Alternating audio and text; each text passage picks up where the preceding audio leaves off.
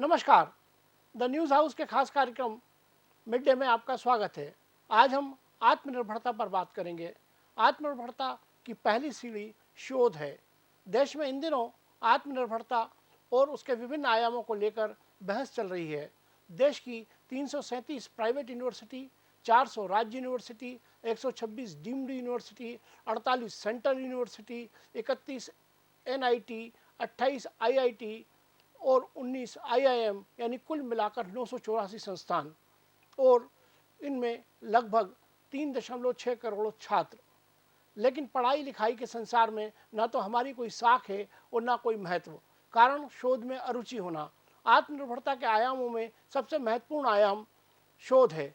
क्या कोई राष्ट्र, समाज या फिर व्यक्ति बिना शोध के आत्मनिर्भर हो सकता है? एक प्रश्नवाचक चिन्ह है। एक बड़ा सवाल है। किसी भी राष्ट्र या समाज के विकास के लिए उस समाज या राष्ट्र में शोध को बढ़ावा देना जरूरी होता है। विकास तभी संभव है जब उस राष्ट्र के लोगों का जीवन मूल्य उच्च कोटि का हो, राष्ट्र का समाज सांस्कृतिक रूप से मजबूत हो, नई नई तकनीक विकसित हो, अनुसंधान और नवाचार के कार्य को संस्कृति का हिस्सा बनाया जाए।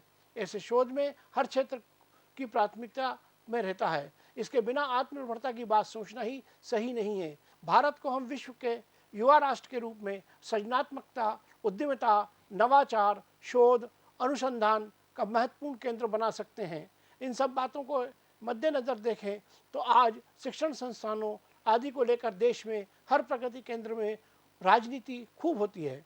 इससे हमारी वह बात सिद्ध नहीं होती कि आप कभी विश्वगुरु थे। इतिहास को नहीं, वर्तमान को आंखें खोलकर देखिए।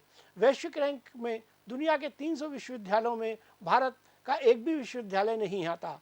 वर्ष 2012 के बाद टॉप 300 में भारत का कोई विश्वविद्यालय नहीं है। 12 देशों के 1396 संस्थानों में भारत का नंबर 300 से नीचे आता है। केवल आईआईटी रोपड़ को ग्लोबल रैंकिंग में टॉप 350 स्थानों में जगह मिली है। ऐसे में आत्मनिर्भर भारत बनाना है तो अनुसंधान एवं विकास पर खर्च बढ़ाने की दिशा में सोचना होगा। भारत शोध एवं विकास पर सकल घरेलू उत्पाद जीडीपी का महज 0.6% खर्च करता है, जो वैश्विक व्यवस्था के साथ कैसे चल पाएगा। ना ही आत्मनिर्भर बन सकता है। सबको ये बात समझ लेनी चाहिए, खासतौर पर उन्हें जिन्हें ये गुमान है कि वे देश चला रहे हैं या चला सकते हैं। तुलना कीजिए, अमेरिका में सरकार के स्तर पर अनुसंधान एवं विकास पर कुल जीडीपी का 2.8%, चीन में 2.1%, इजराइल में 4.3% और दक्षिण कोरिया में 4.2% खर्च होता है। भारत में सार्वजनिक निवेश की तुलना में निजी निवेश अनुसंधान एवं विकास क्षेत्र में काफ़ी कम है। अधिकांश क्षेत्रों में अधिकतर कार्य निजी क्षेत्र द्वारा किया जाता है। भारत में प्राथमिक स्रोत के साथ अनुसंधान एवं विकास निधि का उपयोगकर्ता सरकार ही है।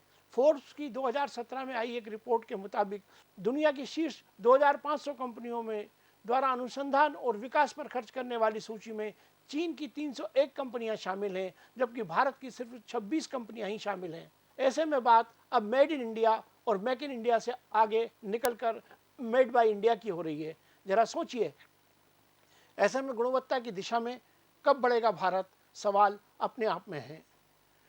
आज मिड डे में बस इतना ही। समाचार के लिए बने रहिए द न्यूज़ हाउस।